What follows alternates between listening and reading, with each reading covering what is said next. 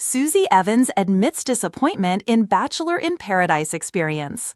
July 19, 2025. Hello everyone, welcome to my channel, Bachelor Nation News fans.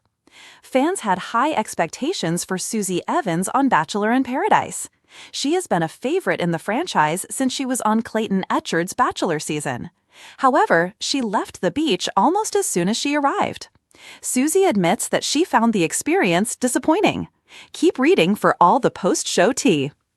Bachelor alums' time on beach was short.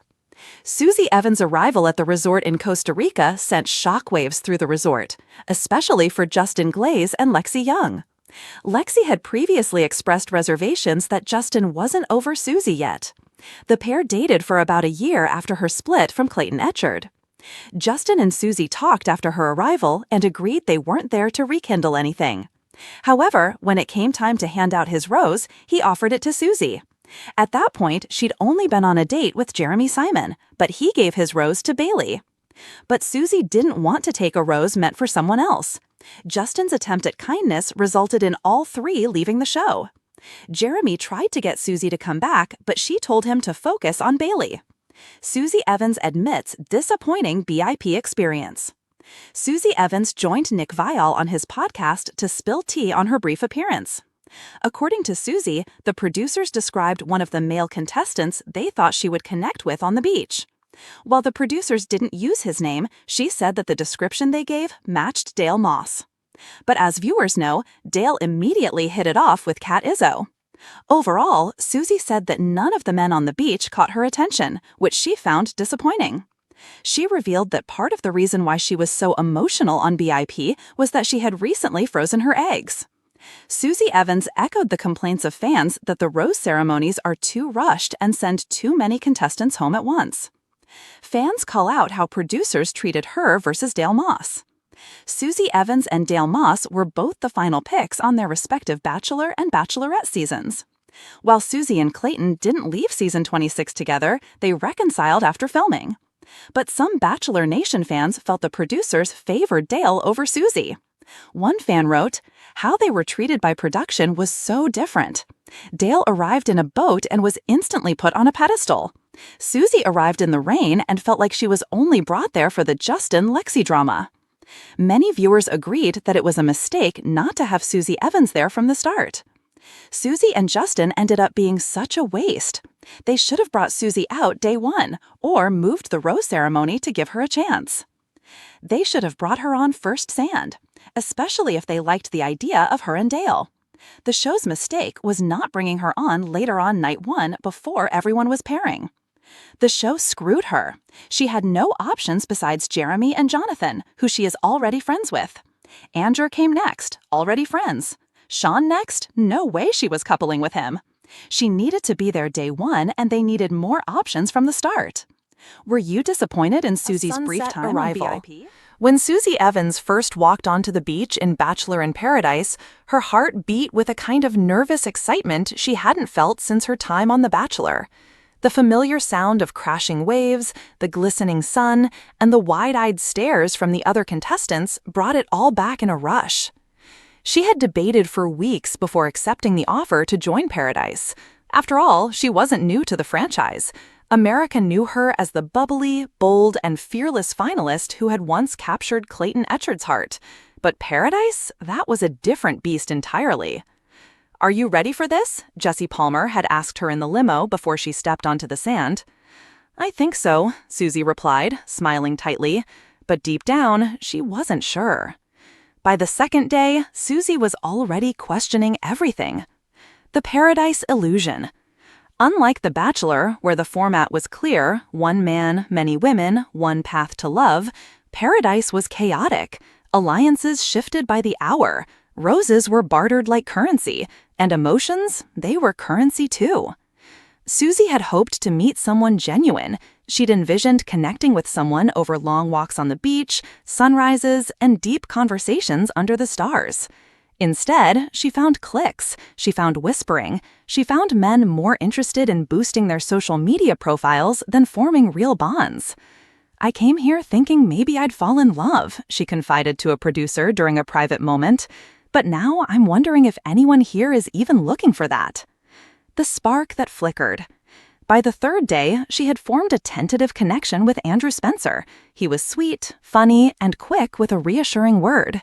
They shared a memorable date that ended with dancing in the moonlight, barefoot on the beach, candles flickering beside them. Susie felt her guard lower. Maybe, just maybe, this was the start of something real. But things changed quickly in Paradise. The very next day, a new woman arrived, Tia Booth, and suddenly Andrew was distant. He wasn't cruel or dismissive, he was just elsewhere. "I just want to explore my options," he told her kindly. "You get it, right?" Susie smiled and nodded, but inside, it stung. It always did. The turning point. By week 2, Susie felt herself withdrawing. She became quieter in the group. The energy that had once defined her, the lightness, the laughter, was fading. She watched as couples formed, broke, and reformed within days. She watched men flirt with 3 women before lunchtime. She watched women cry over guys who couldn't remember their middle names. She started to wonder, what am I doing here? It all came to a head during the cocktail party on night 9. A confrontation between 2 contestants turned explosive, with shouting echoing across the beach. Susie stood on the sidelines, clutching her drink, watching the drama unfold. "I feel like I'm on a reality show within a reality show," she whispered to Danielle Maltby, who nodded grimly. Breaking the fourth wall. Behind the scenes, Susie had already begun asking producers for more alone time, not with the men, but with herself. She needed to think, to breathe, to figure out what she was even chasing here. During one of her confessional interviews, she finally admitted the truth. "I think I came here hoping to feel something again," she said. "After The Bachelor, I didn't date for a long time. I was scared, burned. But now that I'm here, I feel nothing. That's worse than heartbreak. It's numb." She paused, her eyes glossy. "I thought Paradise would heal me, but it's not. It's making me feel more lost." The unexpected visit. One afternoon, everything changed, again. Lounging alone by the pool, Susie was surprised by the arrival of someone who hadn't been announced, Justin Glaze. They'd shared a flirty back and forth on Instagram months ago, nothing serious, but there had always been curiosity between them. "Didn't expect to see you here," Justin said, grinning. "I didn't expect to still be here," Susie joked back. They shared drinks, laughed, and, for a brief moment, Susie felt that spark again. Could this be the turning point? When chemistry isn't enough. The date with Justin was everything on paper. They shared stories, talked about art, and even kissed under a sky filled with stars. But afterward, something felt off to Susie. Not because Justin did anything wrong, but because her heart didn't leap. She confessed it to him honestly the next day. "I think you're incredible," she said, "but something's not clicking for me, and I don't want to force it." Justin respected her honesty, but the rejection was still awkward. The beach began whispering again. Susie was too picky. Susie couldn't commit. Susie didn't know what she wanted. But none of them knew what was really going on. Cracks in the fantasy. By week 4, the days blurred together. The producers tried to create more drama, surprise rose ceremonies, sudden eliminations, shocking arrivals, but Susie was slowly disconnecting from the show entirely. She began journaling at night instead of mingling. She meditated during the day while others plotted their rose strategies. She stopped chasing connections and started observing. In doing so, she saw everything more clearly. The manipulation, the feigned emotions, the pressure to couple up or be labeled a failure. "I didn't come here to fake it," she said, "and I'm tired of pretending." The final rose she never wanted.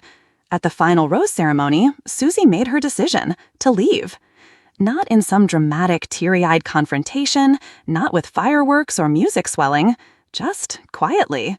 She packed her things, hugged the few contestants she had grown close to, and walked down the beach with bare foot and salt in her hair. A producer caught up with her before she got into the van. "You sure you want to do this?" he asked. "Yes," she said, firmly. "Any regrets?" Susie looked at the beach one last time. "Only that I thought this place could give me something I needed to find in myself." The post-Paradise truth. Weeks later, Susie finally spoke out publicly.